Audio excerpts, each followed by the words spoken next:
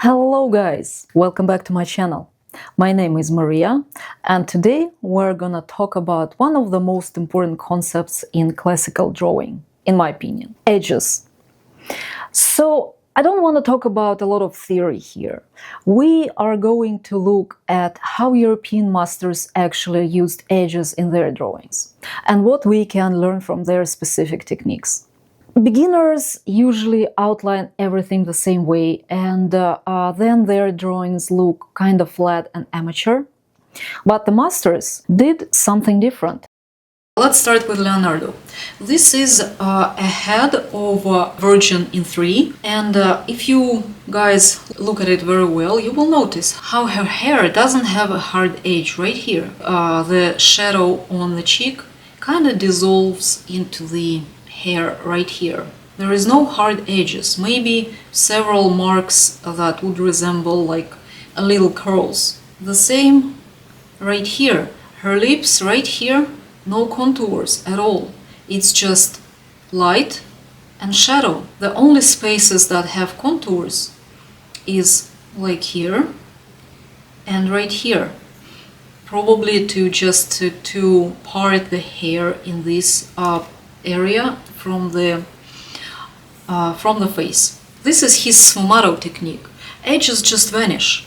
They are not very distinct, and it makes the face the focus. It creates depth and makes the whole drawing feel more alive and three-dimensional. Now let's look at Ingres. This is a very different approach.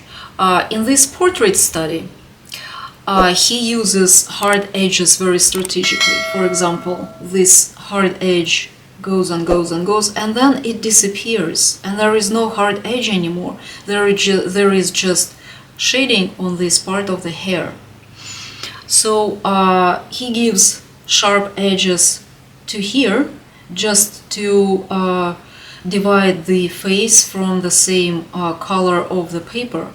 Or here, for example, there is very sharp contours right here, but there is no other details, and you can actually see that this is a hand, and no details, but you clearly capture that feeling of a hand. But if we look at the nose, for example, there is no outlines of the nose bridge right here. It's just slight shadow and very slight light. And the same on this part of the lip, no contours at all. So he really mastered his edges very well. There is no hard and even and the same contours around this drawing. Some of them exist here, some of them start here and then vanish, and some of them just don't exist right here, for example, or on the lip. If we look at this drawing by Dürer, we can see that edges exist. They are very sharp right here.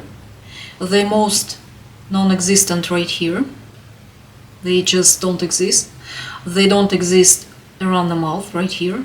Again, the nose is very soft right here, but it has a sharp edge where it meets the back side of the face, and all these edges, they have a big variety. Dürer is great master, but it is a complicated drawing, and I'm gonna show you way easier that I did. So right here the edge is like non-existent right here.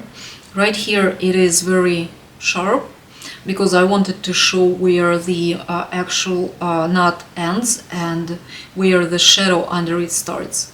And then I squinted my eyes, and the tone of the shadow and the tone on this knot, they looked very similar, so I just didn't make any any edge right here.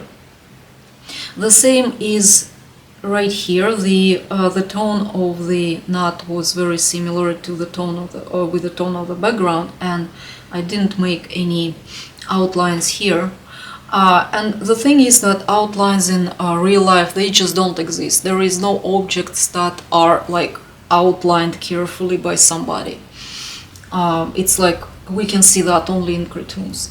So basically, we draw what we actually see, and we don't add anything from our like head. The same right here, where the shadow on the surface meets the shadow on the nut. I didn't make very big distinction between these two values, and there is almost no edge right here. I didn't use contours right here. And if you go to, for example, this drawing, and this, of course, these are choices. It didn't happen by accident.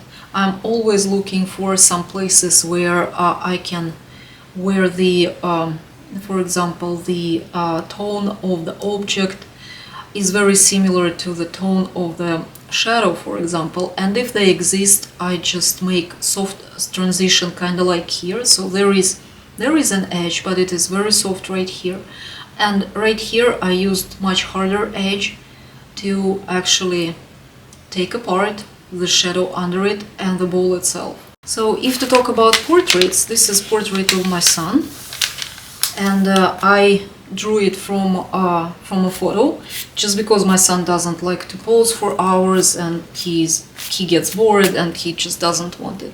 So right here, for example, the ear, there is hard edges right here a little bit, and then there is much softer transition in this area, and where the ear meets like the head, there is almost no transition. So the very soft transition is on his cheek. They obviously don't have any contours, any outlines, and they go like they kind of go into the neck like very softly. So this is what I kind of did. And then I just wanted to draw the neckline of his t-shirt, and once again, in several spots I used very sharp and distinctive strokes, and some of them are here. There is a little gap between the two strokes, and they don't exist. If to talk about hair, I draw big masses kind of thing, so big mass of shadow right here, and then I look for a little bit lighter parts inside, and some of them have more defined kind of areas, kind of like here, and some of them has very soft edges right here. The part that meets the background, for example, right here, almost similar to the background in tones, so they kind of dissolve into each other.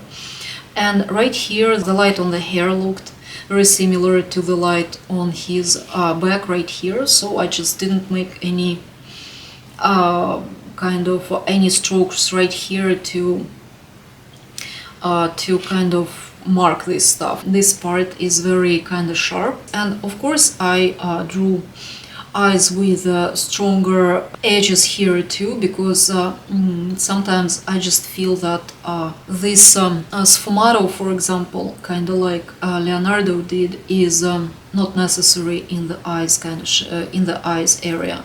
Eyes are usually the first thing that we look at, and they should be pretty sharp.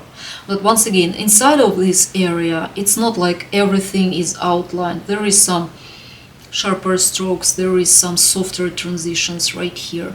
The mark making actually works to underline the beauty of the object and or person that we're drawing. Not it shouldn't work against this. What I would like you guys to do is to pick one master drawing from, let's say, Leonardo or Ingres or Dürer, and spend some time looking at their edge choices. Where did they use hard edges? Where soft? Where do edges completely disappear? And then try a simple still life, something small, focusing only on edge variations. Don't worry about anything else, just practice controlling your edges. And if you guys want systematic training on that very topic, I have a classical art foundation course on my Patreon. It breaks down these master techniques into step-by-step exercises. A link in the description. Thank you for watching. See you next time.